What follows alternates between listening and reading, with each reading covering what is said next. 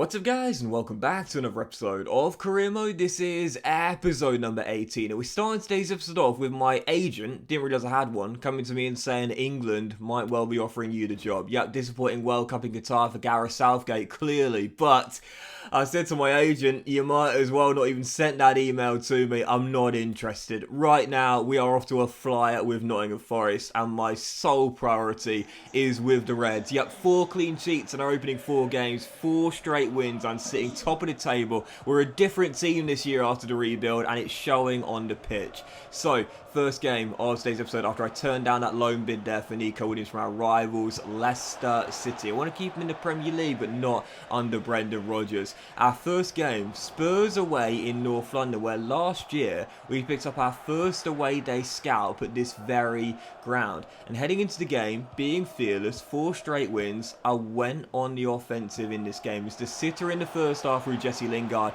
but after a perfectly played break right past the hour mark, James Ward-Prowse's volley goes sky high in the air after deflecting off Sergio Reguilon and Hugo Lloris with a howler. And I really want to touch on this to start today's episode off, as Ward-Prowse gets his first goal for the club, but it is a howler from Hugo Lloris. Ball goes high up in the sky. He totally misjudges it. Conte can't believe it. Ward-Prowse claims it, and Forest go in front. And to be fair, deservedly as well. But yeah, I really wanted to touch on this. With a minute to go, we were still leading by a goal as Heung-min Son is denied by Henderson.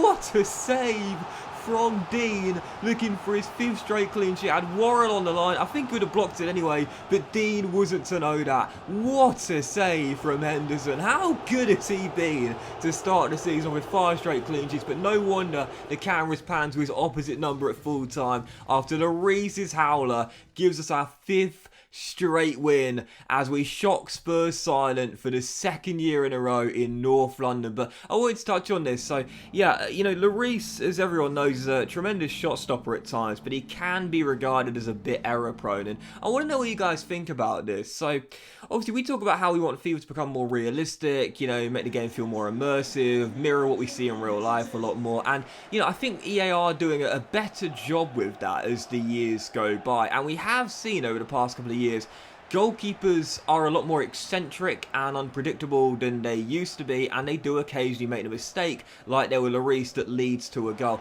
I don't know what you guys think about this, but I have always believed and always thought it would be kind of cool if there could be a goalkeeper trait which is like unpredictable, or like hot and cold.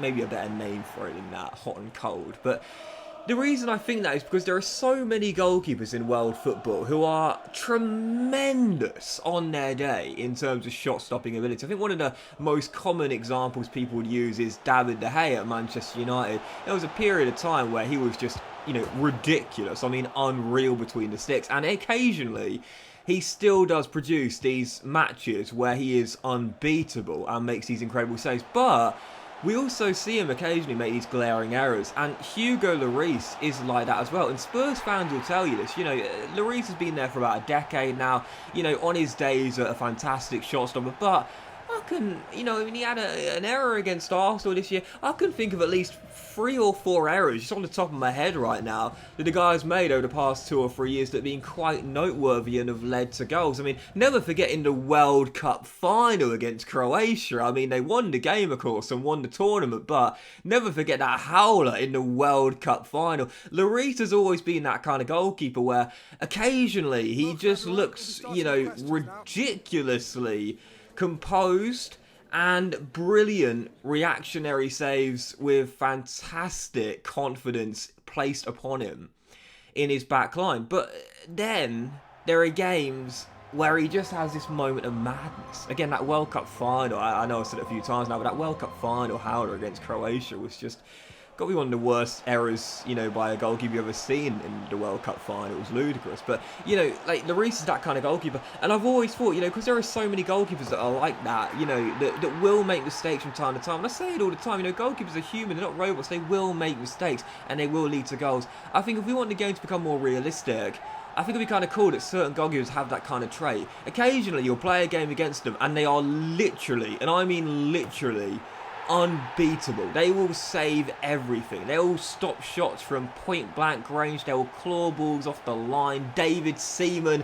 FA Cup final versus Paul Pescascolodo style. That's a real throwback and a reference to my older viewers. But, you know, there's going to be the occasional game where they just have this moment of madness and make a glaring error like that. I don't know what you guys think about that. Let me know in the comment section down below. But again, for realism, I think that'd be kind of cool. Again, for a couple of goalkeepers I'm thinking of, Hugo Lloris, David De Gea, I think you know that would be a really cool feature, I think, to make the games be more realistic and more immersive and also more unpredictable as well. You just don't know what kind of goalkeeper you're going to get, and maybe some goalkeepers could have the composed trait or something where they very rarely make an error.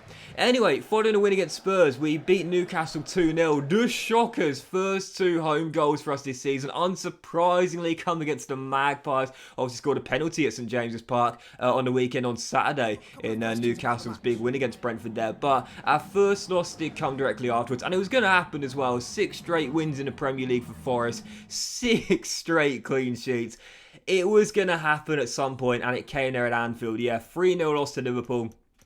And look, man, we had an amazing start to the season, but did you really think we were going to win 38 games out of 38? Obviously not. Sooner rather than later, the winning run was going to come to an end. Our clean sheet streak was going to be halted, and it came against Liverpool at Anfield. Yep, 3-0 loss there. Mikel Merino, the first person to score against Henderson this season. A couple more. We did have one chance in the game through Johnson, but really, we deserved to lose that game. Liverpool, better team, and beat us by 3-0. So, brought back down to earth by Jurgen Klopp's side.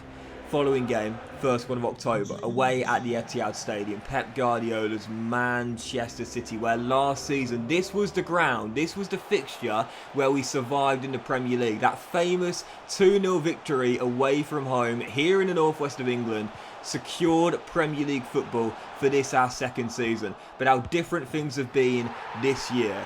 But one thing that never changes is this guy scoring goals. Yep, another one against Southampton on Saturday for Erling Haaland. I talked about him last year, and I said he has potential to become one of the greatest strikers of all time, if not the greatest striker of all time. Do you remember last year in the save, he scored his first goal of the season against us after 7 games? Yep, not a slow start this time around. 4 goals and 8 for Erling Haaland, volleying in from close range as City take the lead. But it did not last long. 25 minutes on the clock, and Brennan Johnson gets another. His 4th of the season, I believe now. Makes it 1-1, and we fire in the equaliser at the Etihad. And right before the break, still tied at 1-1, trying to get back into the dressing room, still tied. Oh my goodness!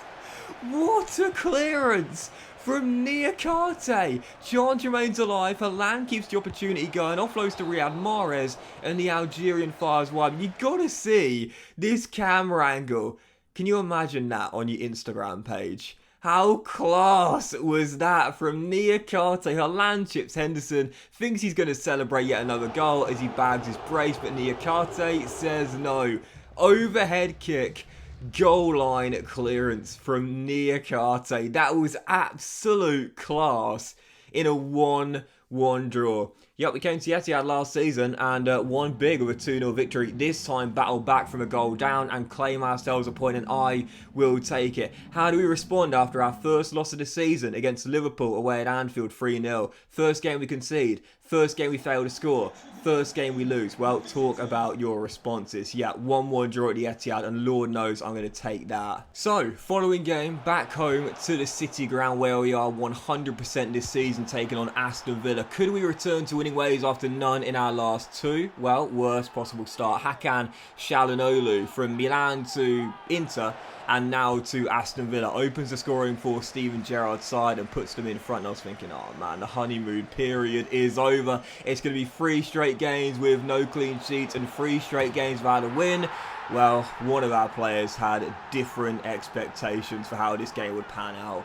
The shocker, Ivan Toney gets another. Yep, 4th of the season for our new man in up top. 1-1, back on level terms, and then, that was a rocket from JWP. 10 minutes before the break, hits the crossbar there as we were still tied at 1-1. That would have been an amazing goal for an informer Saint. Even so, still 1-1, but despite conceding early, we've been the better team in the first half, and right before the break here as Tony on the swivel finds Ward-Prowse. What a lovely first touch there. JWP plays that wide to Rodri Brown. Great ball.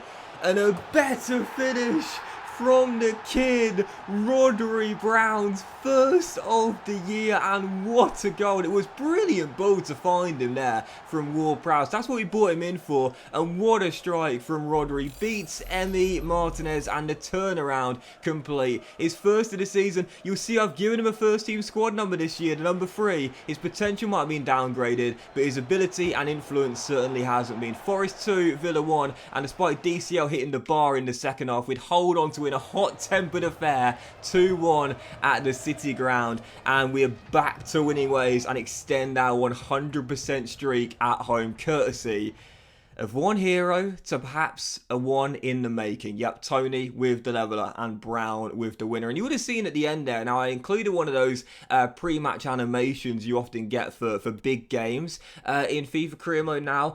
That occasionally when you do a big game, like a derby or a rival battle or whatever, you'll see like some pre-match animations where, you know, you have the fans walking to the ground, or the groundsman preparing the pitch, for example, or you know, now you might see like a premonition of what could happen during the game.